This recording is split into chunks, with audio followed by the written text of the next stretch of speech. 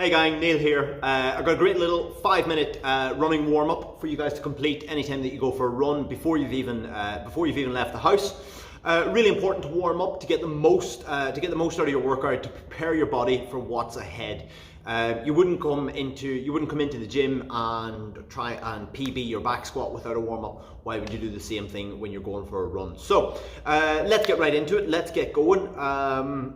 We're going to start with some ankle rocks. So it is in a standing position, shifting your body weight from front to back. So all you're looking to do is a nice steady pace, rocking forward and back.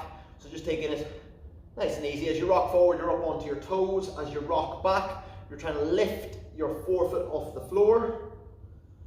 I'm going to go for 20 reps altogether, just that rock forward and back. Just nice, easy pace. We're not rushing it.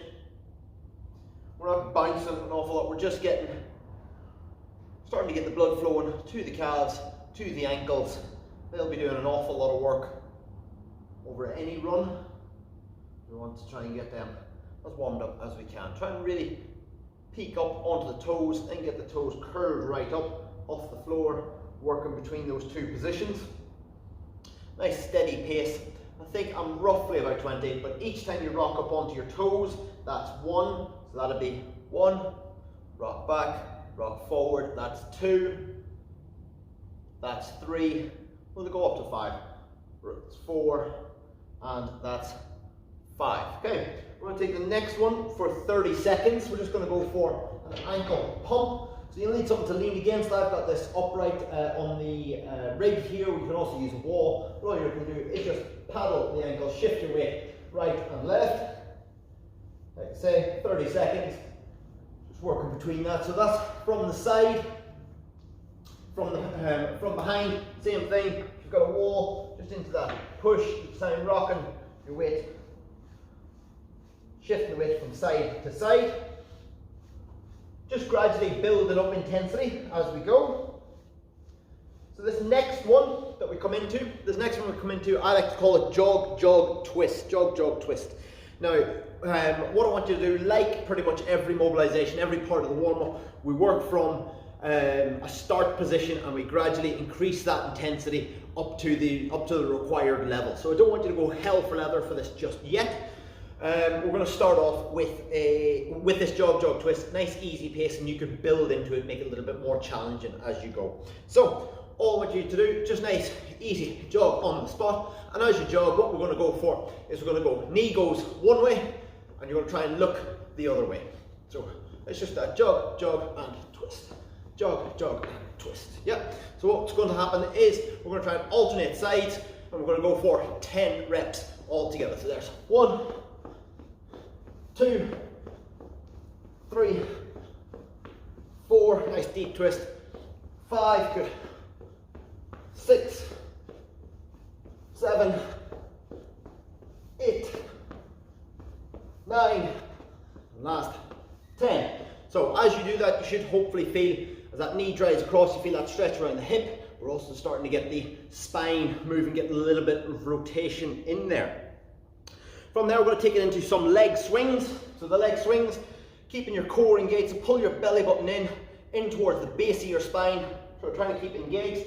If you need something to help with your balance, use a wall alongside, or if you prefer, try to do it without the wall.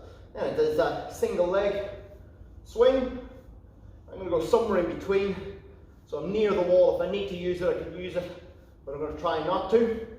Now I'm starting off quite smooth, quite easy with those leg swings, but as the set goes on, I'm going to try and make them a little bit more dynamic, a little bit more power thrown into them. So when I kick forward, I feel a bit of a stretch on my hamstring. As I kick back, a light stretch on my hip flexor. So we're starting to get the hips warmed up as well as the hamstrings. Once you've done roughly 20 on that side, you'll switch over again. Start nice and easy. Make them a little bit more dynamic as they go. And keep that core braced, that core engaged as you go through. We're also going to do side to side swings. So these are front and back. We're also going to go side to side. So if you've got an upright pillar, post, I'm just going to use this wall. Make sure there's nothing to either side that you could bash your ankles off. And we're going to come into that side to side. So we're going to try and stay quite springy on the standing foot. And again, we're starting small and getting more and more dynamic as you go through, especially if you have any adductor issues, any groin issues. We're going to start small with this one. We're then going to do the same thing on the other side, so that same twist. Again, quite springy on that standing foot, so you'll need it back from the wall to give yourself room to swing that leg through. Again, making them more dynamic as the set goes on. Good. And then the last one I like to do before we go is to come into one that is just particularly for the glutes, and then externally rotating the hips as well. So we're just going to start off knee hugs. So just lift one knee, hug it up into the chest, and swap sides. Just a hug, squeeze, and release. Hug, squeeze, and release. Just going for roughly 10, so 5 on each leg. Just each time, try and stay nice and tall into it. So to show you from the side, I don't want you to hug in towards the knee like that. I want you to lift up and stay tall. Keep that chest lifted. Driving the hip forward, so even as you squeeze the knees, try and push the hip forward into it. Once you've done 10 reps, we're going to try and add in a little bit of rotation around the hips as well. So this time, what I want you to do is you're going to lift that knee, hug in, take hold of the ankle, and bring the ankle to the opposite hip, and release. So same thing, hug the knee, take the ankle to the opposite hip. Now I want you to try to keep the knee moving forward in that line. So as I come up here, my thigh is still traveling straight in front. It's not cocking out to the side. I'm not twisting my lower body to try and get that knee up in front. So again, we're going to go for roughly 5 on each side. So that knee up, hugging into the chest, ankle across to the opposite hip, knee up, ankle across, knee up, ankle across. So we're looking at that, just that twist, that movement through the hips. If anything here is uncomfortable, it's always worth getting checked out. It should never be painful, but having done that, you should be warmed up, core temperature raised, and ready to run.